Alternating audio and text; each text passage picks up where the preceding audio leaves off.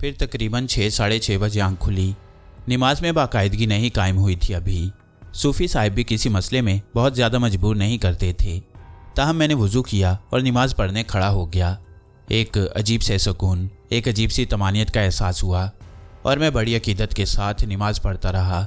इसके बाद वही मामूलात, वही ज़िंदगी। घर ही में वक्त गुजारता था। पार्वती की जानिब से भी खौफज़दा था और ज़्यादातर दरवाज़ा बंद ही रखता।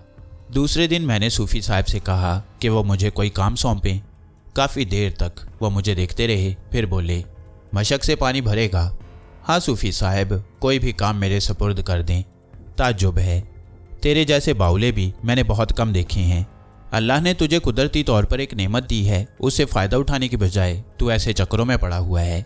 चल तेरी मर्ज़ी, मगर हम वो नहीं कराएंगे तुझसे जो तू करना चाहता है। अभी आराम कर, बैठ, बहुत वक्त है। गालिबन तीसरे दिन कोई 11 बजे का वक्त था। दरवाजे पर दस्तक हुई और मेरा दिल धक से रह गया। ये वो वक्त नहीं था जब सूफ़ी साहब अपनी जिम्मेदारियां पूरी करके वापस आते थे। मैं यही समझा कि आज फिर पार्वती पर दौरा पड़ा है। हिम्मत न हुई दरवाज़ा खोलने की। उस हसीन लड़की से मैं खौफज़दा हो गया था। हालांकि मैंने ज़हनी तौर पर उसे हदायत कर दी थी कि वो तमाम वाक़यात भूल जाए, मेरा ख्याल दिल से निकाल दे, लेकिन ना जाने क्यों उसका खौफ मुझ पर सवार रहता। बहरहाल जब दरवाज़ा बहुत ज़ोर से बजाया गया तो मैंने झल्लाए हुए अंदाज में उसे खोल दिया, लेकिन दरवाजे पर पार्वती के बजाय एक अजीबुल खलकत शख्स खड़ा हुआ था। कद 5 फुट से ज़्यादा नहीं था, बदन का फैलाव अच्छा खासा, चेहरा निहायत बदहैबत और बदनुमा, बाल शानों पर बिखरे हुए, दाढ़ी सीने पर लटकी हुई, मोटे मोटे होंठ, भद्दा और मैला रंग, आंखें बड़ी बड़ी और सुरख। मुझे देखा और बोला, बहरा है क्या? जी। मैं कहता हूँ बहरा है क्या? दरवाज़ा बजाने की आवाज़ नहीं सुनी थी तूने? जी सुनी थी। तो फिर कहाँ मर रहा था? दरवाज़ा नहीं खोला गया तुझसे? मुआफ़ी चाहता हूँ, देर हो गई। किससे मिलना है आपको? हट सामने से। आने वाले ने मेरे सीने पर हाथ रखकर मुझे ज़ोर से धक्का दिया। बड़ी ताकतवर शख्सियत थी। दर हकीकत में गिरते गिरते बचा। बहरहाल वो दरवाजे के अंदर घुस आया और उसने दरवाज़ा बंद कर दिया। फिर इधर उधर देखता हुआ बोला, मेरा नाम शाह मौजू है, क्या समझा? क्या नाम है मेरा? मौजू शाह। मैंने कहा, बकवास मत कर, शाह मौजू। जी। सूफ़ी इब्राहिम का चचा हूँ। ओहो चचा साहब, अब तो वाकई दिल से मुआफ़ी मांग रहा हूँ। असल में मैं यहाँ अजनबी हूँ, मुझे मालूम नहीं था। सूफ़ी साहब ने भी कभी तज़किरा नहीं किया। आइए तशरीफ़ रखिए। तो फिर चाय बना मेरे लिए। शाह मौजू ने बड़े अजीब से अंदाज से मुस्कुराकर चूल्हे की तरफ इशारा किया। आप तशरीफ़ रखिए, मैं अभी बनाता हूँ। शक्कर बहुत सारी डालियो, कम शक्कर हुई ना तो अच्छा नहीं होगा। जी बहुत बेहतर, मैंने कहा और चूल्हे की तरफ बढ़ गया। जहन में शक्को शुबे के आसार भी थे, कहीं कोई गड़बड़ ना हो। लेकिन गड़बड़ होगी भी तो भला इस घर से कोई क्या ले जाएगा। चाय तैयार हो गई। खूब सारी शक्कर डाली और बड़े मियाँ को पेश कर दी। पहला घूंट लेकर चाय चखी और उसके बाद मुतमईन अंदाज में गर्दन हिला दी। बावर्ची का चूहा लगता है, अच्छी चाय बनाता है, पसंद आई। मैं खामोशी से एक सिमत खड़ा हो गया। सूफ़ी साहब के चचा की हैसियत से यह शख्स बिल्कुल फिट था। इब्तदा में सूफ़ी साहब के भी यही रंग ढंग थे, बाद में आदमी बन गए थे। वो खामोशी से चाय के छोटे छोटे घूंट लेता रहा। फिर थोड़ी देर गुजरी थी कि सूफ़ी इब्राहिम अंदर दाखिल हो गए। शाह मौजू ने चाय की प्याली रखी और अपनी जगह से उठा और सूफ़ी से लिपट गया। क्या हाल है तेरा भतीजे, कैसी गुजर रही है? आप आए चचा, मगर आने की इतला भी पहले से ना की। हम तो भलाए जान है भतीजे, गुजर रहे थे इस जगह से, सोचा तेरी खबर लेते चलें। चल ठीक है, सुना कैसी गुजर रही है? दुआएं हैं आपकी, बिल्कुल ठीक हूँ। ये लड़का कौन है? चाय बड़ी अच्छी बनाई है, खूब मीठा डाला है। सूफ़ी इब्राहिम मुस्कुराने लगे, फिर बोले, रंगरूट है। लग तो रहा है। कैसा है? बहुत अच्छा है, सूफ़ी इब्राहिम ने जवाब दिया। चल अच्छी बात है, सीख जाएगा, बहुत कुछ सीख जाएगा। कितने दिन हो गए तेरे पास? बहुत ज़्यादा दिन नहीं हुए, लेकिन कुदरत ने इसे एक बहुत बड़ी ताकत से नवाजा है। क्या? ये शबलीस है? इब्लीस का छोटा भाई या बड़ा भाई? अब ये तो पता नहीं, लेकिन इब्लीस से इसका कोई ताल्लुक नहीं है। शबलीस कुछ और होता है। एक थप्पड़ दूंगा गाल पर, इधर का मुंह उधर हो जाएगा, जबड़ा ही टूट जाएगा। अबे क्या है ये शबलीस, मुंह से कुछ फूटता क्यों नहीं? शाह मौजू ने उसीले लहजे में कहा और सूफ़ी इब्राहिम मेरी कुव्वत के बारे में शाह मौजू को बताने लगे। शाह मौजू ने बुरा सा मुंह बनाकर कहा, बस, और तू इससे इतना मुतासिर है? हूँ तो सही। तो फिर यहाँ क्या कर रहा है? अच्छा लड़का है, रंगरूट है, अली हुसैन ने भेजा है। ओहो, अली हुसैन का क्या हाल है?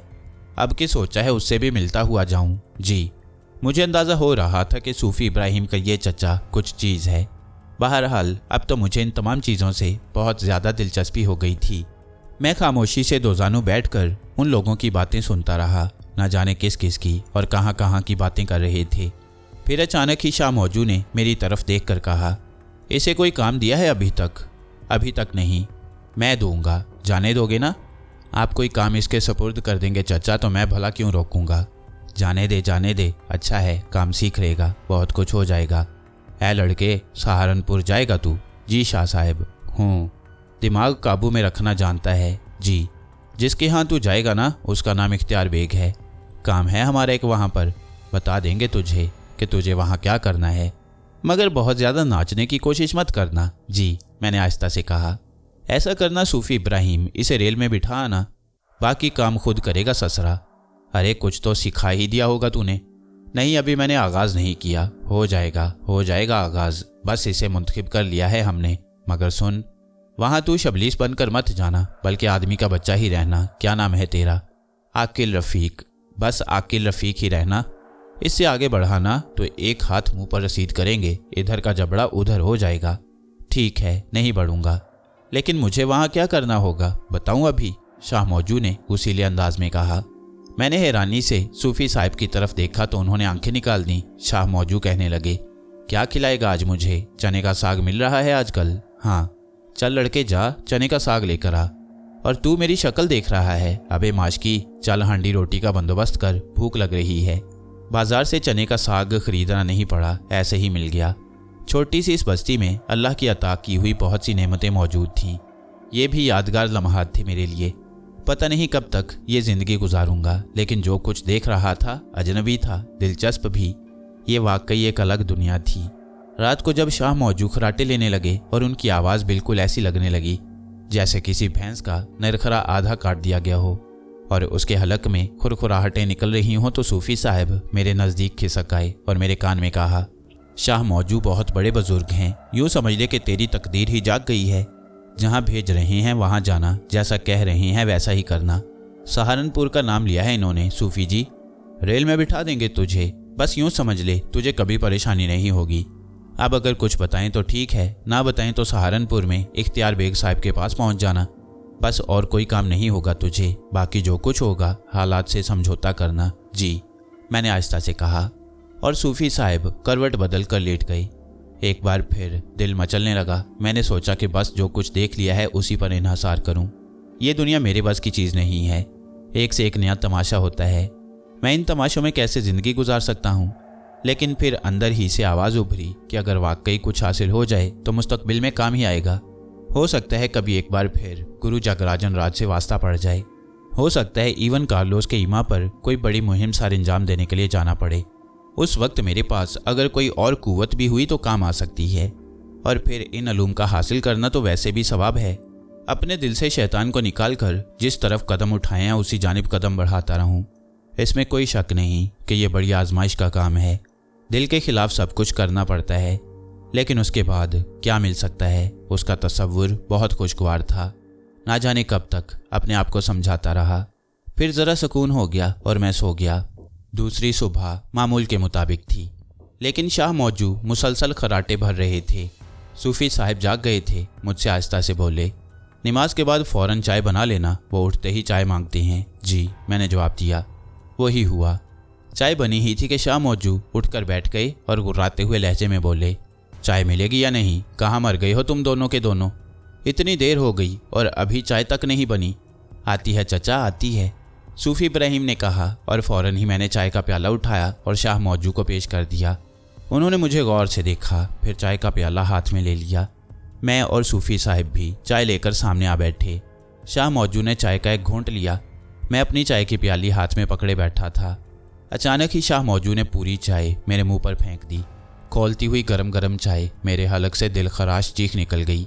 मेरे पूरे लिबास में चाय फैल गई। शाह मौजू गुर्राते हुए लहजे में बोले, शक्कर डाली थी? कल बताया था ना कि शक्कर ज़्यादा डाला कर मेरी चाय में। बोल, डाली थी शक्कर? एक लम्हे के लिए शदीद गुस्सा आया, लेकिन फिर फ़ौरन ही अपने आप को संभाल लिया और माजरत आमेज़ लहजे में बोला, शायद कम रह गई, दोबारा चाय ले आता हूँ। मैं खामोशी से वो प्याला उठाकर चूल्हे की तरफ चल पड़ा। शुक्र था कि आंखें बंद हो गई थी, वरना शायद बेनाई ही जाती रहती। पूरे चेहरे पर सोजिश हो रही थी और बदन भी जगह जगह से जल गया था। चाय देगची में काफ़ी मौजूद थी। दोबारा प्याला भरा, उसमें बहुत सारी शक्कर डाली और उसे दोनों हाथों में थामे हुए वापस आया और शाह मौजू को चाय पेश कर दी। उन्होंने प्याला हाथ से लेकर फ़ौरन ही 2-3 गरम गरम घूंट लिए और फिर मुस्कुराकर मेरी तरफ देखा और फिर बोले, ले अब पी कर देख, मीठी चाय का मज़ा ही कुछ और होता है। ले पी ले 2 घूंट, तेरी चाय तो शायद गिर पड़ी है, पी ले पी ले, पी लो। सूफ़ी इब्राहिम ने मुझे इशारा किया और मैंने एहतराम से प्याला लेकर चाय के 2-3 घूंट लिए। फिर प्याला शाह मौजू को वापस कर दिया। और पी, शाह मौजू बोले और मैंने फिर उसमें से 2-4 घूंट ले लिए। जब दोबारा मैंने प्याला वापस किया तो वो फिर बोले, और पी, और इसके बाद वो सारी चाय मुझे ही पीनी पड़ी। मैं सख्त शशोपंज में था। अजीबोगरीब हालात का सामना करना पड़ रहा था। सूफ़ी इब्राहिम मुस्कुरा कर बोले, बेटा तकदीर वाकई अच्छी है तेरी। चल ठीक है, तेरा काम बन गया, हमारा क्या गया। कभी अली हुसैन साहब से मुलाकात हुई तो यही कहेंगे कि जो तकदीर का अच्छा उसे कौन रोके। बात मेरी समझ में बिल्कुल नहीं आई। बाहर तौर ये शाह मौजू तो बड़ी ही खतरनाक चीज़ थे। वक्त कुछ और आगे बढ़ा। सूफ़ी इब्राहिम ने अपनी मश्क उठाई और दरवाजे से बाहर निकल गए। शाह मौजू थोड़ी देर तक एक गोशे में 2 जानू बैठे रहे, कुछ पढ़ रहे थे। फिर उन्होंने अपने सीने पर फूंके मारी, मुझे करीब बुलाया, मेरे सीने पर भी फूंके मारी और कहने लगे, जा रहे हैं, अली हुसैन से मिलते हुए जाएंगे। सूफ़ी से कह देना कि चचा चले गए। जी वो, बस कुछ नहीं। और सुन, सूफ़ी तुझे रेल में बिठा देगा, सहारनपुर चले जाना। नाम है इख्तियार बेग, बाकी जो कुछ भी होगा वो तकदीर होगी। अच्छा फिर चलते हैं। ये कहकर वो दरवाजे की जानिब बढ़ गए। मेरे अंदर भला क्या जुर्रत थी कि उन्हें रोक सकता। अजीबोगरीब दुनिया है, अजीबोगरीब लोग हैं। वक्ते मुकर्ररा पर सूफ़ी साहब आ गए। शाह मौजू के बारे में पूछा और मैंने बताया तो ठंडी सांस लेकर बोले, हाँ बस वो ऐसे ही हैं। तो फिर तू कब रवाना हो रहा है? सहारनपुर। मुझे वहाँ जाकर करना क्या होगा? कसम ले ले, दिल चाहे जैसी। मुझे तो खुद भी नहीं मालूम, लेकिन सहारनपुर जाकर इख्तियार बेग साहब के घर चले जाना। फिर जो भी सूरत हाल हो तुझे खुद उसका अंदाज़ा हो जाएगा। मैं एक ठंडी सांस लेकर खामोश हो गया। बहरहाल इसके बाद दूसरे दिन तक तैयारियां की जाती रहीं। भला तैयारियां क्या की, सूफ़ी साहब कुछ नसीहतें करते रहे, फिर वो मुझे साथ लेकर चल पड़े। आज उन्होंने मश्क नहीं उठाई। न जाने कौन कौन से रास्ते से गुजरना पड़ा हमें। कच्ची ज़मीन, सरसब्ज खेत और उसके बाद रेलवे लाइन नज़र आई। कुछ फासले पर एक छोटा सा रेलवे स्टेशन भी था। दूर से आती हुई ट्रेन नज़र आई। सूफ़ी साहब ने इस तरह हाथ का इशारा किया जैसे बसों वगैरह को रोका जाता है। ये शायद बहुत छोटा सा रेलवे स्टेशन था और यहाँ ट्रेनें कम ही रुकती थीं, लेकिन वो ट्रेन करीब आकर रुक गई। सूफ़ी साहब ने एक मखसूस डिब्बे की जानिब इशारा करके कहा, बस इसमें बैठ जा। मैं उन्हें खुदा हाफिज़ कहकर रेल के डिब्बे में जा बैठा। बहुत से मुसाफिर मौजूद थे। गार्ड ने सीटी बजाई और रेल फिर वहाँ से आगे बढ़ गई। मुसाफिरों ने मेरी जानिब कोई ख़ास तवज्जो नहीं दी। सब अपने अपने मामूलात में मसरूफ़ थे। मैं खामोशी से बैठा रहा। मुझे सहारनपुर के बारे में कुछ नहीं मालूम था, ना ही ये पता था कि वहाँ जाकर मुझे क्या करना है। अजीब कशमकश का शिकार था। ट्रेन का सफ़र जारी रहा। मेरे करीब एक शख्स बैठा हुआ था। पढ़ा लिखा आदमी मालूम होता था। मैंने उसे मुखातिब किया, भाई साहब, और वो चौंक कर मुझे देखने लगा। जी क्या बात है? ये ट्रेन सहारनपुर किस वक्त पहुंचेगी? आप सहारनपुर जा रही हैं? जी हाँ, अभी तो कोई 5-6 घंटे का सफ़र है। पहली बार सहारनपुर जा रही हैं? जी। चलिए परेशान ना हो, मैं भी वहीं रहता हूँ, मेरे साथ ही उतर जाइएगा। वैसे सहारनपुर किस जगह जा रही हैं? वहाँ एक साहिब इख्तियार बेग रहते हैं, उनके घर जाना है मुझे। ओहो, मिर्ज़ा इख्तियार बेग? हाँ, आप जानते हैं उन्हें? सहारनपुर के गिने चुने लोगों में हैं, ज़िम्मेदार हैं। ट्रांसपोर्ट का बहुत बड़ा कारोबार है। उनकी 8 लॉरियां चलती हैं सहारनपुर के मुख्तलिफ शहरों को। वहाँ की म्यूनसिपैलिटी के चेयरमैन रह चुके हैं। इस बार इलेक्शन में हिस्सा नहीं लिया, वरना इस बार भी मुंतखब होते। उम्र का मामला है, बीमार बहुत रहते हैं, आपके अजीज़ हैं। नहीं, किसी ने भेजा है उनके पास। स्टेशन से मेरे साथ ही चलिएगा, उनकी हवेली रास्ते में पड़ेगी, मैं वहाँ उतार दूंगा। एक खलिश दूर हो गई। कम अज़ कम इख्तियार बेग के बारे में थोड़ी बहुत मालूमात तो हासिल हुई। वो साहिब बोले, क्या नाम है आपका? आकिल रफ़ीक। मेरा नाम हकीमुद्दीन है, वहीं पर छोटा मोटा कारोबार करता हूँ। इतना काफ़ी था कि वो मेरे राहबर बन गए। सहारनपुर तक का सफ़र तय हो गया और उसके बाद हकीमुद्दीन साहब के साथ सहारनपुर के रेलवे स्टेशन से बाहर निकल आया। अच्छा खासा शहर था। पता नहीं अगर हकीमुद्दीन साहब नहीं मिलते तो मिर्ज़ा इख्तियार बेग को तलाश करने में किन मुश्किलात का सामना करना पड़ता, लेकिन अब बहुत आसानी हो गई थी। हालांकि रात का वक्त था, लेकिन शहर में अच्छी खासी रौनक थी। हकीमुद्दीन साहब ने तांगा किया और मैं उनके साथ ही बैठ गया। कहने लगे, मियाँ आकिल रफ़ीक, अगर वक्त मिले तो दोबारा मुझसे मुलाकात करना, मेरा पता जहन नशीन कर लो। उन्होंने मुझे अपना पता बताया। मुझे भला उनसे दोबारा मिलने की क्या ज़रूरत पेश आ सकती थी। मैं तो अपनी ही उलझन में था। फिर एक खूबसूरत सी हवेली के सामने हकीमुद्दीन साहब ने तांगा रुकवाया। अच्छा खासा इलाका था। अतराफ में छोटी छोटी दुकानें नज़र आ रही थीं जो अब बंद हो चुकी थीं। हवेली का दरवाज़ा वसी और ईज़ था। मैं तांगे से उतरने के बाद हकीमुद्दीन साहब का शुक्रिया अदा करके आगे बढ़ा और हवेली के दरवाजे पर पहुंच गया।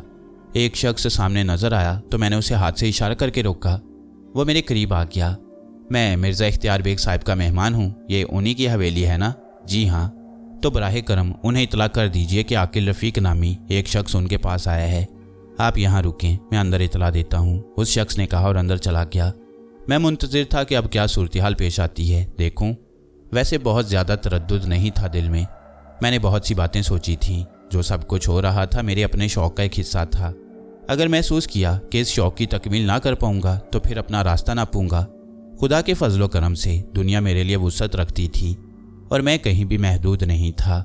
मेरे अपने पास अल्लाह का दिया हुआ जो अतिया मौजूद था वो मेरी हर जगह मदद कर सकता था।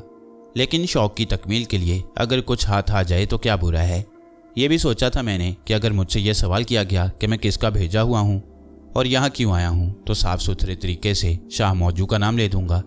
अब इसके अलावा और क्या कर सकता हूँ, कुछ तो बताना चाहिए था मुझे। थोड़ी ही देर के बाद वो शख्स वापस आ गया और बोला, आइए अंदर तशरीफ़ ले आइए। अंदर मुझे एक अच्छी शक्ल सूरत के मुअम्मर शख्स के सामने पेश किया गया, जिसने सवालिया निगाहों से मुझे देखा। मियाँ मेहमान हो सर आंखों पर, पहले ये बताओ कि क्या खिदमत की जाए तुम्हारी? ठहरोगे तो यही ना? जी। तो फिर ठीक है। हाँ, अगर ये पता चल जाता कि कहाँ से आए हो, किस काम से आए हो, तो ज़रा आसानी हो जाती। मुअम्मर शख्स खासा बाइखलाक था। उसने इखलाकी कदरों को मलहूज रखा। मैंने फ़ौरन ही कहा, मुझे शाह मौजू ने आपके पास भेजा है। ऐं? मुअम्मर शख्स इस तरह उछलकर खड़ा हो गया जैसे उसके जिस्म को करंट लगा हो। बड़ी हैरानी से आगे बढ़कर बोला, माशाल्लाह माशाल्लाह, भाई मुआफ़ करना, शाह साहब ने भेजा है तुम्हें। मैं तो सोच भी नहीं सकता था। अरे तौबा, ओहो, आओ आओ मेरे साथ आओ। वैसे तो मैं तुम्हें पूरे एतमाद और खुलूस के साथ हवेली के अंदरूनी हिस्से में ठहरा सकता हूँ, लेकिन बस ज़रा जनान खाने का ख्याल है। मेहमान खाना मौजूद है, आओ आओ। मुझे बहुत अफसोस है कि मैंने इस तरह तुमसे सवाल किए। नहीं जनाब, तारुफ होना तो ज़रूरी था, मैंने कहा। थोड़ा सा सुकून हुआ कि कम अज़ कम इख्तियार बेग साहब शाह मौजू को तो जानते हैं। मुझे लिए हुए हवेली के बड़े दरवाजे के करीब बनी हुई एक इमारत में आ गए जो मेहमान खाने के तौर पर बनाई गई थी। दुनिया की हर आसाइश यहाँ मौजूद थी। रोशनी जलाई, बड़े एहतराम से एक कुर्सी पर बिठाया और बोले, अच्छा बिला तकल्लुफ़ ये बता दो कि फ़ौरी तौर पर क्या हाजिर किया जाए? नहीं जनाब, मैं रेल का सफ़र करके आ रहा हूँ। अगर आप इजाज़त दें और मेरा यहाँ क्या मुमकिन हो तो ज़रा मुँह हाथ धो लूँ। बिल्कुल बिल्कुल, वो गुसल खाना है, खाने का वक्त है, मैं खाने का इंतज़ाम करता हूँ। मिर्ज़ा इख्तियार बेग जिस कदर पुरजोश नज़र आ रहे थे, उससे यह एहसास हुआ कि सूरत हाल मेरे हक़ में है। गुसल खाने में जाकर मुँह हाथ धोया और बाहर निकल आया। इतनी देर में मिर्ज़ा साहब खाने वगैरह की हदायत कर चुके थे। न्याज़बंदी से मेरे सामने बैठे हुए बोले, असल में इस बात का इल्म तो था मुझे कि शाह साहब की तरफ से किसी को भेजा जाएगा, लेकिन अव्वल तो शाह मौजू साहब मौजी आदमी हैं, ये नहीं पता था कि कब क्या कर देंगे। और फिर मियाँ सच्ची बात यह है कि दूसरा ख्याल मेरे दिल में यही था कि कोई मुअम्मर बुज़ुर्ग आएंगे। मसला ही ऐसा था। खैर छोड़ो, शाह साहब ने जिसे भेजा मेरे लिए बस उतना ही काफ़ी है। आओ अब ज़रा आगे की बातें हो जाएं। उतनी देर में खाना लग जाएगा। जी। शाह साहब कैसे हैं और तुम कहाँ से आए हो? मैं बस्ती तलेली में था, शाह साहब से वहीं मुलाकात हुई। उन्होंने कहा कि सहारनपुर चला जाऊँ, मिर्ज़ा इख्तियार बेग के पास पहुँच जाऊँ। अच्छा, वो सेहतमंद तो है ना? पिछले दिनों जब इधर आए थे तो बीमार थे। जी, अब ठीक हैं। इससे आगे कुछ पूछना बेअदबी हो जाएगी। लेकिन मैं बहुत खुश हूँ, शाह साहब हमारे लिए करम फरमा हैं। कि बस हम इस पर अल्लाह का शुक्र ही अदा कर सकते हैं। बड़े नाजुक वक्तों में उन्होंने हमारा साथ दिया है। और फिर आज की बात नहीं है, मेरे दादा के ज़माने के आदमी हैं। अल्लाह ने क्या सेहत अता की है, तवील तरीन उम्र है। लेकिन कोई देख कर बता तो दे कि शाह साहब की असल उम्र क्या है। मुझे खुद हैरत हुई थी, क्योंकि मिर्ज़ा इख्तियार बेग साहिब भी अच्छे खासे मुअम्मर आदमी थे। बहरहाल मैंने इस हैरत का इजहार नहीं किया। मिर्ज़ा साहिब बार बार मुझे देखने लगते, फिर बोले, भाई एक कमज़ोरी है मेरे अंदर, जो जी में आता है कह डालता हूँ, मुझे इसके लिए माफ़ कर देना। नहीं नहीं फरमाइए, इस नौ उम्री में तुमने शाह साहब जैसे कामिल बुजुर्ग की कुर्बत हासिल कर ली, और फिर माशाल्लाह शक्ल सूरत से, अपने चेहरे मेरे और हुलिये से खासे तालीम याफ्ता और ख़ूबसूरत नौजवान नज़र आते हो। नौजवानी की उम्र में कामिल बुजुर्गों की सोहबत, बस यही कहा जाए कि सुबहान अल्लाह। खाना आ गया, शायद खुशबू उठ रही है। मरीज़ हूँ खाने का, खुशबुओं से पहचान लेता हूँ कि कहाँ और कितने फासले पर है। अफसोस मैं खा चुका हूँ, तुम्हारा साथ नहीं दे सकूँगा। क्या नाम बताया था तुमने? आकिल रफ़ीक। आकिल मियाँ, बेतकल्लुफ़ी से खाना खाओ और आराम से सो जाओ, वक्त बहुत हो चुका है। मैं अपनी गर्ज के लिए तुम्हारे आराम में खलल अंदाज नहीं हूँगा, क्योंकि ट्रेन का सफ़र करके आए हो। मैंने भी यही गनीमत समझा कि ज़रा दिमाग को सही रास्ते पर लगा लूँ, उसके बाद ही सूरत हाल का जायज़ा लेने की कोशिश करूँगा। खाना उतना ही उम्दा था जितना इस हवेली में किसी के सामने लगाया जा सकता था। मिर्ज़ा इख्तियार बेग साहिब चले गए थे ताकि मैं सुकून से खाना खा लूँ। एक मुलाजिम मुझे अटेंड कर रहा था। खाने से फरागत हुई तो उसने पूछा, चाय या कॉफ़ी, जो कुछ भी आप पसंद फरमाएं। कॉफ़ी मिल सकती है? जी हाँ, बस तो एक प्याली कॉफ़ी पिला दो, बेहद शुक्रिया। मैंने दिल ही दिल में सोचा कि अच्छे खासे जिद्दत पसंद लोग हैं, वरना कदीम लोगों के यहाँ कॉफ़ी जैसी चीज़ कम ही मिलती है। कॉफ़ी भी इतनी उम्दा थी कि लुत्फ़ आ गया। मैं कॉफ़ी की एक प्याली लेने के बाद आराम करने लेट गया। बड़ा सा कमरा था, अकब में भी बड़ी खिड़की थी, बाएं सिमत भी एक बहुत बड़ी खिड़की खुलती थी। वैसे भी 14वीं रात की कुर्बत थी, गालिबन 12-13 तारीख थी। चांद भी निकल आया और एक अजीब पुरनूर समा पैदा हो गया। मैं खुली खिड़की से बाहर का नज़ारा करता रहा। हवेली पर खामोशी तारी हो गई। मिर्ज़ा इख्तियार बेग मौजू शाह के अकीदतमंदों में से थे, और अब तक की गुफ्तगू से यही अंदाज़ा हुआ था कि उन्होंने मौजू शाह से कोई काम कहा था, जिसके लिए मौजू शाह ने किसी आदमी को भेजने का वादा किया। लेकिन तरीक़ाकार बड़ा अजीब था। अव्वल तो मैं आदमी था ही कब, मेरा मतलब कि उन लोगों में कहाँ शामिल हुआ था जिन्हें कामिल बुजुर्गों की कुर्बत का इंसान कहा जा सकता है। और फिर कुछ भी नहीं मालूम था। हालांकि कुछ मालूम कर लेना मेरे लिए मुश्किल नहीं था। जो भी मेरे सामने आए उसकी खोपड़ी में मदाखलत करके सारी हकीकत उगलवा लूँ, लेकिन इसके लिए भी मुझे मना किया गया और कहा गया था कि शबलीसियत का इस्तेमाल ना करूँ। दीनी अलूम इस कुदरती ताकत से बिल्कुल मुख्तलिफ हैं जो मुझे अता कर दी गई है। हालांकि मेरे अपने हिसाब से वो भी अतिया खुदाबंदी था और उससे काम ले लेना भी ऐसी बुरी बात नहीं थी। लेकिन फिर भी जब कुछ सीखना होता है तो अपनी कुव्वतों को बरतर नहीं समझा जाता, बल्कि साहिब इल्म की खिदमत की जाती है। अभी तक तो खैर मैं बदल नहीं हुआ था, कहीं कहीं ज़रा उलझन पेश आई थी, वो भी यकीनी तौर पर इस बुनियाद पर कि मेरे दिल में अपने आप के ताकतवर होने का एहसास था, वरना आम आदमी होता तो कान दबाए अमल करता रहता। मेरे होंठों पर ख्वामखा एक मुस्कुराहट फैल गई।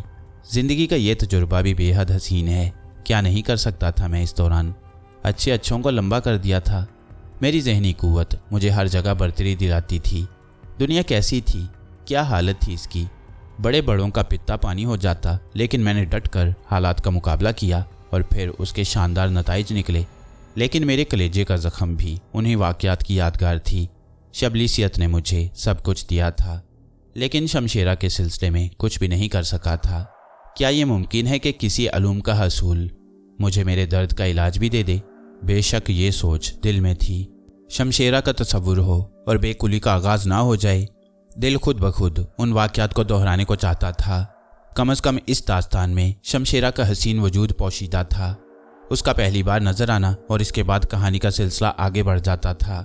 फिर जब ये हसीन कहानी शुरू हो जाए तो आंखें बंद करने को किसका जी चाहे। शमशेरा मेरे तसव्वुर के ताजमहल में आ बसी और मैं उसके कुर्ब से सरशार हो गया।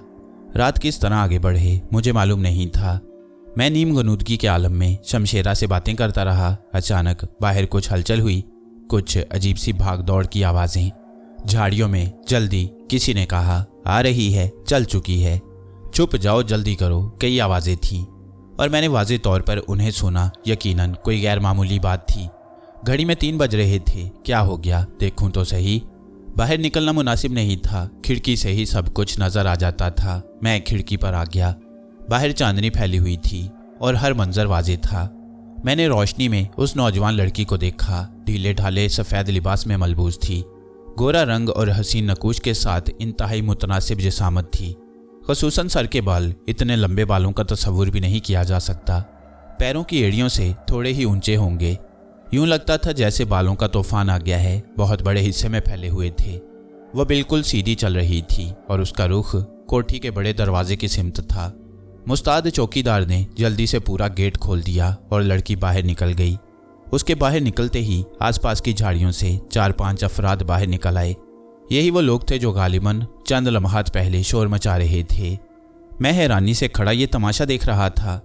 उन तमाम लोगों के हाथों में डंडे थे। ऐसा लग रहा था जैसे वो किसी चोर वगैरह की ताक में हो। लेकिन ये चोर नहीं थे, बल्कि गालिबन वो लड़की के पीछे दबे कदमों बाहर जा रहे थे।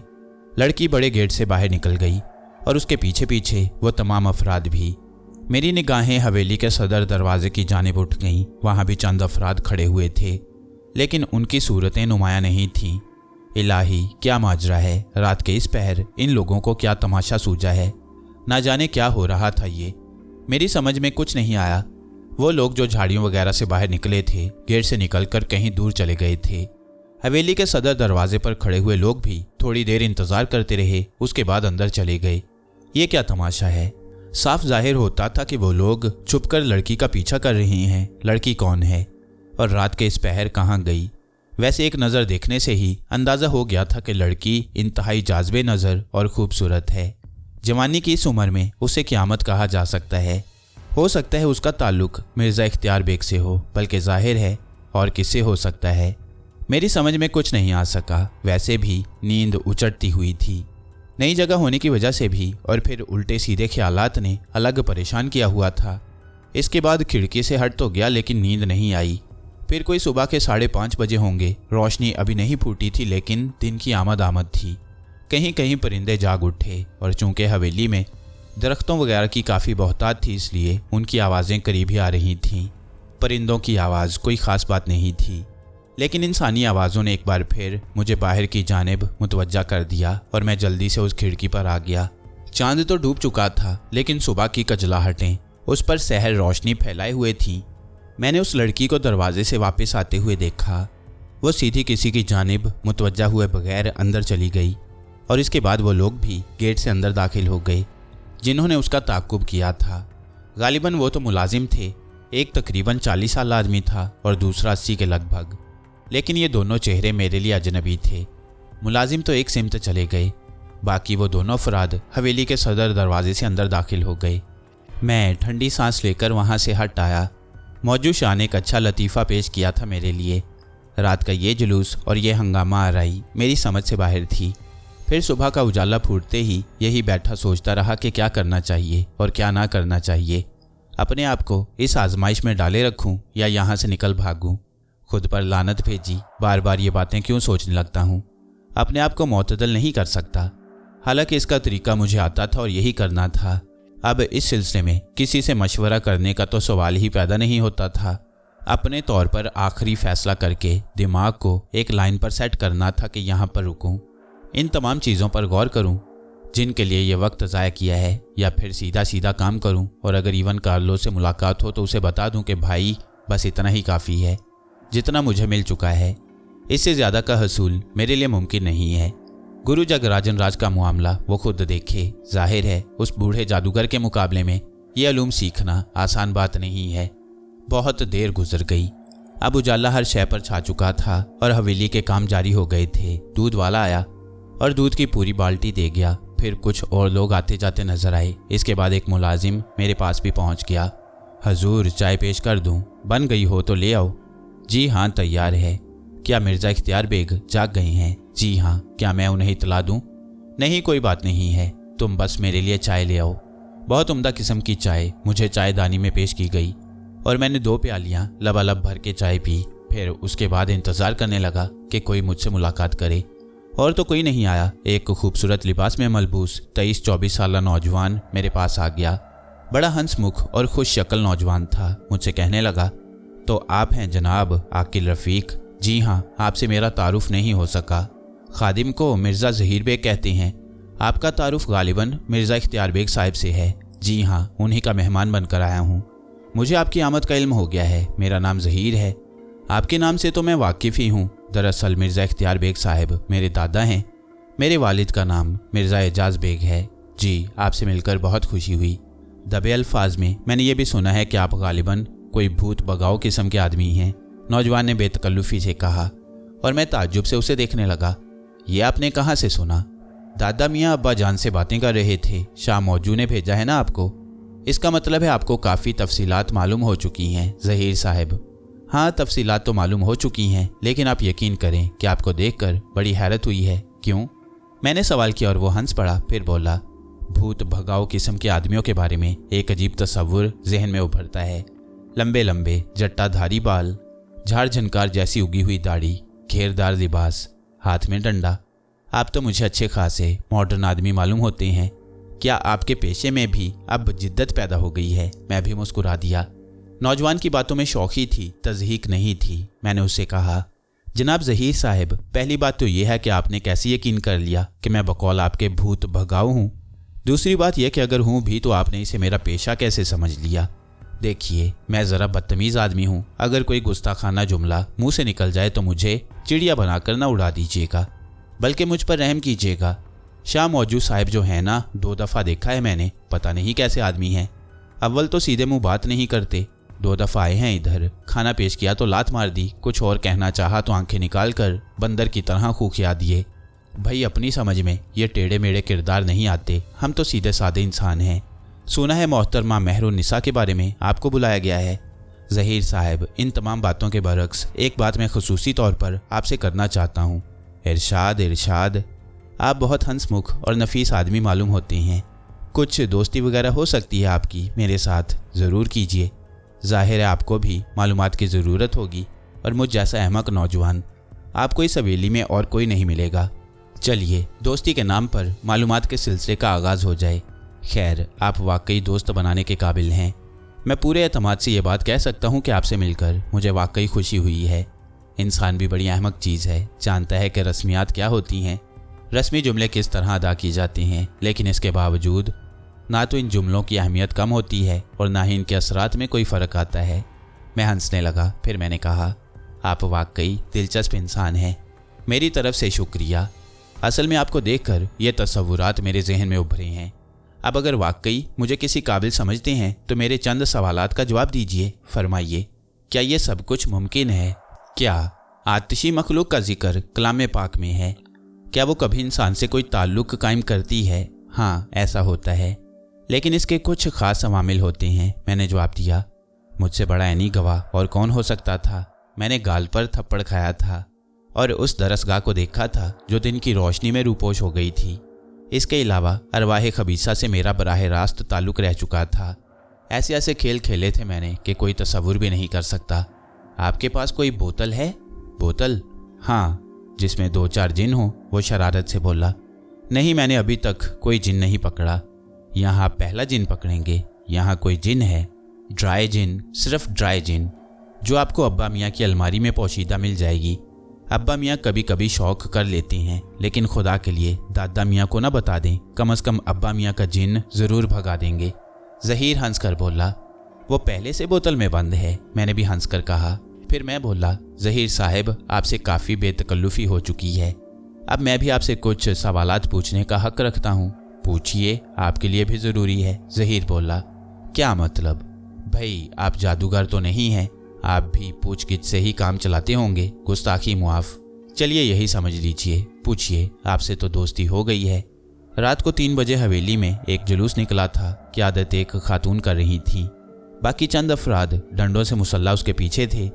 फिर कोई 5 बजे के बाद उस जुलूस की वापसी हुई। अंदाज बिल्कुल ऐसा ही था। खातून आगे, बाकी सब पीछे। वही खातून तो आपकी क्लाइंट हैं, मोहतरमा महरुन्निसा एजाज़ बेग, हमारी हमशीरा मोहतरमा। कुछ और तफसील मेरे दोस्त, मैंने लजाजत से कहा। अजीज़ा हमशीरा आसिफ ज़दा हैं। कैफियत क्या है? इब्तदा से सुन लीजिए, भला होगा आपका। हम दोनों बहन भाई इलाहाबाद यूनिवर्सिटी में पढ़ते थे। मेहरुन्निसा मुझसे 2.5 साल बड़ी हैं। हम फाइनल में थे। वालिदैन को सूझी और उन्होंने अचानक मेहरुन्निसा को इमरजेंसी में बुला भेजा। इम्तिहानात में बहुत कम वक्त रह गया था, लेकिन हुक्म हाकिम, मैं तो वहीं रहा। मेहरुन्निसा यहाँ आ गई। फिर मुझे कोई खबर नहीं मिली, बस ये बताया गया कि वो बीमार हो गई हैं, फाइनल में न बैठ सकेंगी। मुझे बीमारी के बारे में कुछ नहीं बताया गया। मैंने इम्तिहान दिया और सहारनपुर भागा। यहाँ आकर तफसील मालूम हुई। क्या? मैंने बेख्तियार पूछा। वालिदैन ने मेहरुन्निसा के लिए रिश्ता तलाश किया। लखनऊ के एक आला नसब हज़रत अहमद अली साहब, जो एक बड़े सरकारी मुलाजिम भी हैं, मेहरुन्निसा के लिए मुंतखब किए गए थे। उन्हीं के अहले ख़ानदान मेहरुन्निसा को देखने के लिए आए। उन्हें इसीलिए बुलाया गया था। ओह, फिर क्या हुआ?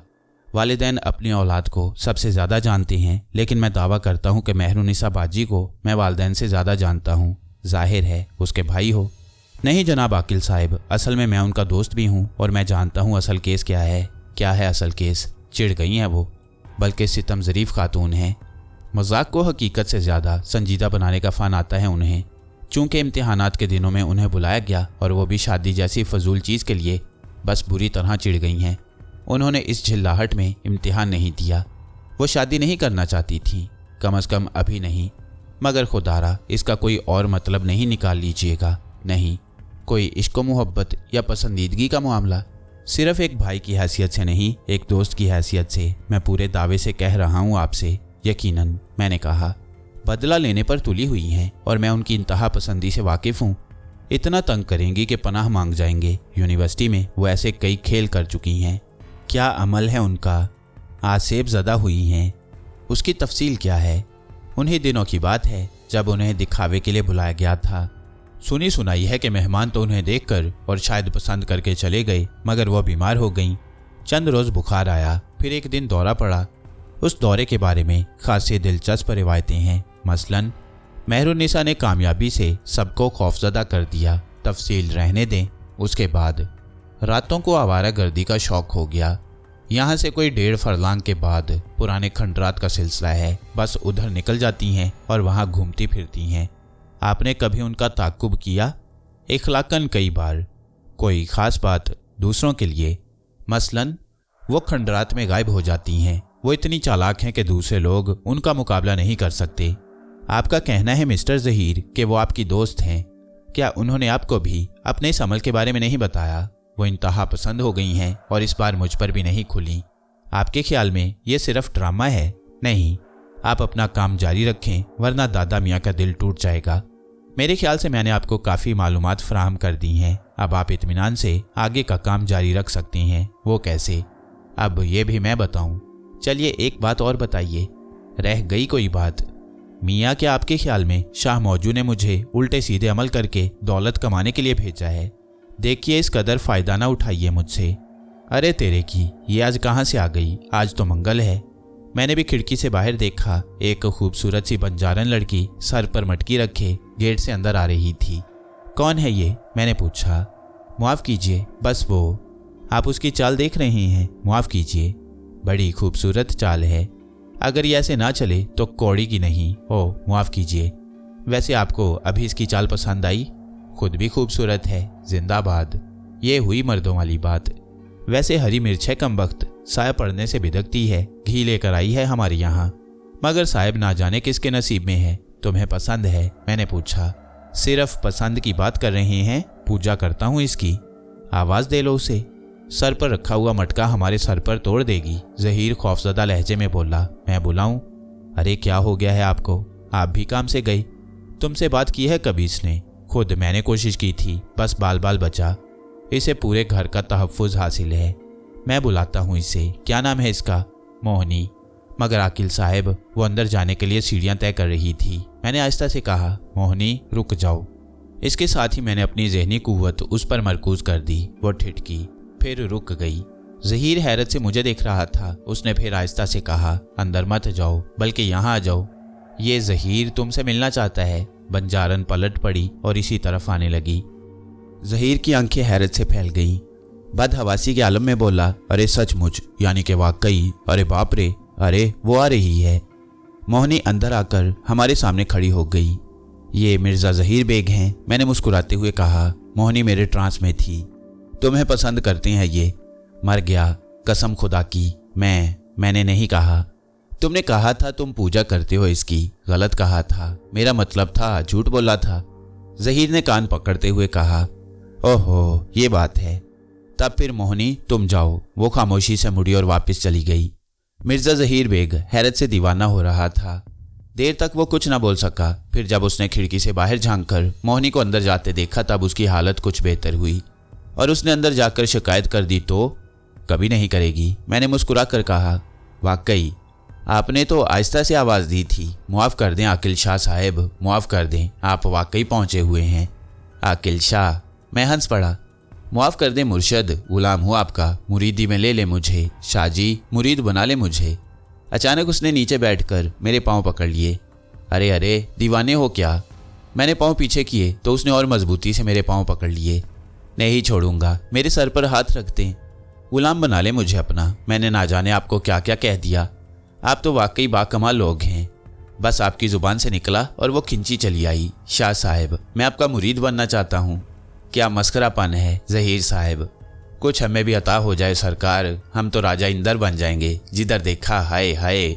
नहीं ज़हीर मियाँ, किसी इस्मत माप की तरफ गंदी निगाह डालोगे तो बेनाई खो बैठोगे, इसी का ख्याल रखना। वो चौंक कर मुझे देखने लगा। फिर क्या फ़ायदा? मगर वो आपके बुलाने से फ़ौरन आ गई थी। आइंदा भी आ सकती है, मगर तुम उसे कोई ज़रर नहीं पहुंचा सकते। बेहतर है, खुदा हाफिज़, उसने कहा और मुड़कर वापस चला गया। मैं देर तक उसकी बातों पर हंसता रहा। शौक फितरत नौजवान था, लेकिन उसने बहुत काम की बातें बताई थीं। मेहरुन्निसा का मामला था। शाह मौजू ने यकीनन इसी के लिए भेजा था, लेकिन मैं क्या कर सकता हूँ? मुझे तो कुछ नहीं आता, खुसूसन ऐसे हालात में जब मुझे अपनी ज़हनी कुव्वत के इस्तेमाल की भी इजाज़त नहीं है। और फिर हो सकता है मौजू शाह को इसका एहसास हो कि मेहरुन्निसा सिर्फ फ़रेब कर रही है, लेकिन यहाँ भी वही बात वाज़ेह हो जाती थी। यानी मैं उसे अपने ट्रांस में नहीं ला सकता। क्या करूं? कोई फैसला करना मुश्किल था। इंतज़ार ही करना चाहिए। मिर्ज़ा इख्तियार बेग साहब से इसके बाद अभी तक मुलाकात नहीं हुई। नाश्ता भी मुलाजिम ने यही मेरी क़यामगाह पर पहुंचा दिया। मैंने खामोशी से नाश्ता किया। दिन को कोई 11 बजे के करीब मिर्ज़ा इख्तियार बेग को देखा जो इस तरफ आ रहे थे। मैं उनका इस्तकबाल करने के लिए तैयार हो गया। कुछ देर के बाद वो अंदर आ गए। बड़े ज़ोर का सलाम किया। मैंने जवाब दिया। बोले, आप बखैर व आफियत हैं? अल्लाह का शुक्र है। कोई तकलीफ़ तो नहीं है? बिल्कुल नहीं। असल में हम लोग बुरी तरह अफरा तफरी का शिकार हैं। आपके शायाने शान ना ही इसका बंदोबस्त हो सका है और ना ही हम आपकी कोई खातिर मदारत कर सके हैं। असल में आकिल शाह साहब, जिस अफरा तफरी का हम शिकार हैं, आपको क्या बताएं कि सारा घर तमाशा बनकर रह गया है। बस देखिए अल्लाह ताला ये मुश्किल कैसे टालता है। खैर छोड़िए, आप सुनाइए, शाह मौजू का क्या हाल है? हम तो उन्हें शाह मौजू की बजाय शाह मौजी कहते हैं। मौजी आदमी हैं और फिर अल्लाह वाले तो होते ही ऐसे हैं। लेकिन आकिल शाह साहब, आपको देखकर हैरत होती है। बहुत छोटी सी उम्र में आप इस हद तक पहुंच गए हैं कि शाह मौजी जैसा आदमी आप पर ऐसे किसी मामले में भरोसा करता है। मैं दिल ही दिल में हंसा। मैंने कहा कि ये शाह मौजू का नहीं बल्कि मेरी तकदीर का फेर है। लेकिन ये बात मैं मिर्ज़ा इख्तियार बेग से नहीं कह सकता था। मैंने कहा, बस यूँ समझ लीजिए मिर्ज़ा साहब के शाह साहब की खुसूसी नज़र अनायत मुझ पर है। दिल ये चाहता है कि इस ज़िंदगी में कोई काम करूँ। आप बराह करम मुझे इस बारे में थोड़ी सी तफसीलात बताइए। हाँ, इसीलिए हाजिर हुआ हूँ। शाह साहब को तो किसी हद तक मालूमात हासिल हैं, लेकिन मुझसे ज़्यादा आप उनकी फितरत को जानते होंगे। किसी बात पर वो कभी संजीदा नहीं होते। वैसे मुझे ये बात भी मालूम है कि ये पहुँचे हुए बुज़ुर्गों का ख़ास अंदाज होता है। बज़ाहिर लापरवाही करते हैं, लेकिन बाद में पता चलता है कि उनका अपना काम जारी था। शाह मौजू के अकीदतमंदों में से हूँ। अक्सर उनकी खिदमत का मौका मिला है। मुझे ये नहीं मालूम था कि मैं खुद भी ऐसी किसी मुश्किल का शिकार हो जाऊँगा, लेकिन तकदीर जो कुछ करती है वही बेहतर होता है। शाह मौजू से अपनी मुश्किल का तज़किरा किया तो निहायत लापरवाही से टाल कर चले गए। फिर मुझे पता चला कि किसी को भेज रहे हैं वो मेरे पास। बस ये समझ लीजिए कि मैं एक एक लम्हा आपका इंतज़ार करता रहा। आप सोच रहे होंगे कि मैं इधर उधर की बातें किए जा रहा हूँ, मगर मेरे दिल में ये ख्याल भी है कि आपको तो सारी हकीकत मालूम होगी। मुझे क्या मालूम है और क्या नहीं मालूम, ये बात आप जाने दें मिर्ज़ा इख्तियार बेग साहब। जो कुछ मेरे लिए ज़रूरी है वो आप मुझे बताइए। मिर्ज़ा इख्तियार बेग ने एक ठंडी सांस लेकर गर्दन हिलाई, फिर मगमूम से लहजे में बोले, इंसान बहुत सी जिम्मेदारियों का मजमुआ है। बाज़ लोग अपनी उन जिम्मेदारियों से फ़रार हासिल कर लेते हैं। बज़ाहिर वो जिम्मेदार नजर आते हैं, लेकिन दर हकीकत वो अपने मनसब को कबूल नहीं करते। ज़िंदगी के मुख्तलिफ मदारिज होते हैं और इंसान उन्हीं के तहत सफ़र करता है। बचपन का दौर, उसके बाद जवानी की जिम्मेदारियाँ, शादी ब्याह, फिर बच्चे, बच्चों की परवरिश, बशर्ते के सही अंदाज में सोचा जाए, फिर उसके बाद बच्चों के बच्चे और आखिर में मौत। मुझे बताओ वो कौन सा लम्हा होता है जो इंसान की अपनी ज़ात के लिए। हालांकि मैं इस मंतक को भी मानता हूँ कि सब कुछ अपनी ही ज़ात के लिए होता है। हम अगर किसी से मोहब्बत करते हैं तो वो मोहब्बत हमारे सीने में पैदा होती है। दूसरा आदमी हमें मजबूर नहीं करता कि हम उससे मोहब्बत करें, और जो चीज़ अपने सीने में पैदा हो वो अपना ही मसला हुआ ना। कोई दूसरा उसका कसूरवार करार नहीं पा सकता, लेकिन कोई ये नहीं कह सकता कि हमसे मोहब्बत करना तुम्हारा मर्ज़ है, हमसे मोहब्बत करो। एक ही बेटा है मेरा, मिर्ज़ा एजाज बेग। खुदा के फजल से बड़ी अच्छी ज़िंदगी गुजार चुका है। जो मेहनत मैंने जवानी के आलम में की थी उसका सिला एजाज बेग के सर पर कर दिया, और उसने बड़ी जिम्मेदारी से अपना मनसब संभाला। खुदा ने 2 बच्चे दिए, एक बेटा और एक बेटी। दोनों की परवरिश इत्मीनान बख्श माहौल में हुई। हमारा छोटा मोटा सा कारोबार है और ये कारोबार आज भी बखूबी चल रहा है। दोनों बच्चों को आला तालीम दिलाने की कोशिश की और अपनी रवायत से हटकर उन्हें उनकी ख्वाहिश के मुताबिक तालीम दिलाई। इलाहाबाद यूनिवर्सिटी में पढ़ते थे दोनों। मिर्ज़ा ज़हीर बेग तो अब भी खुदा के फजल से नहायत बेहतर नौजवान है, ज़िंदगी की नेमतों से माला माल, हर तरह की दिलचस्पियों में हिस्सा लेने वाला। मेहरुन्निसा जो मेरी पोती है वो भी इलाहाबाद यूनिवर्सिटी में ही पढ़ती है। फिर एक नहायत मुनासिब रिश्ता आया उसके लिए। असल में बेटी अगर बादशाह की भी हो तो कम अज़ कम ये ख्याल उसे भी अपने जहन में रखना पड़ता है कि उसे एक बेहतर घर दिया जाए, एक बेहतर मुस्तकबिल दिया जाए। रिश्ता आया और जब हमें इस बात का इल्म हुआ कि बेहद मुनासिब और बेहतरीन रिश्ता है तो हमने सोचा कि तालीम का मुकम्मल होना इतना ज़रूरी नहीं है। मेहरुन्निसा को इलाहाबाद से बुलवा लिया, उन लोगों को दिखाया, और इसके बाद से अचानक ही मेहरुन्निसा का दिमाग उलट गया। हालांकि उसने इस रिश्ते से नापसंदीदगी का इजहार नहीं किया था और ना ही किसी ऐसी बात का मुजाहरा हुआ जिससे यह अंदाज़ा हो कि उसे यह रिश्ता कबूल नहीं है या वो शादी करना नहीं चाहती। रोशन ख्याल ज़रूर है वो, लेकिन पूरी ज़िंदगी का रिकॉर्ड है उसका कि उसने कभी किसी बात से इनकार नहीं किया, किसी बात से इनहराफ नहीं किया। वालिदैन से ताउन करती रही है वो, लेकिन उसके बाद से ऐसा दिमाग उल्टा है उसका कि हम लोग सोचना समझना छोड़ बैठे। इब्तिदा में यही ख्याल था हमारा कि शायद वो इंतहा पसंदी का शिकार है, इस रिश्ते को अपनी तौहीन महसूस करती है, या फिर तालीम अधूरी छोड़ देने की वजह से झुंझलाहट तारी हो गई है उस पर। यह पेशकश भी की गई उससे कि वो अपनी तालीम मुकम्मल कर ले, शादी के लिए कोई जल्दी नहीं की जाएगी, और अगर वो शादी ना भी करना चाहे तो उसे मजबूर नहीं किया जाएगा। इलाहाबाद भेजने की पेशकश की गई उसे, लेकिन अब वो किसी बात पर राज़ी नहीं है।